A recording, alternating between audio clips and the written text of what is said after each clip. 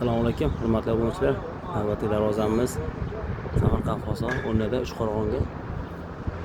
Razmerlar eniga 350, balandligi 310.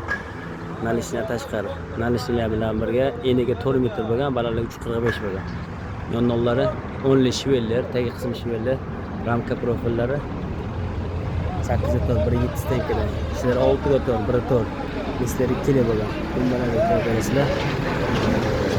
Gullari ko'vinli gullar bo'lgan. Darvozamiz nihoyatda chiroyli chiqdi. Orqa taraflari zamonlari ham toza zamondan bo'ldi. Ochilib ishlari xudo xolisa ideal. Rezinkalarni qo'yib qo'yilgan. Fonda Sadr zamon o'sha mahsulotlar po'chimili bo'ldi.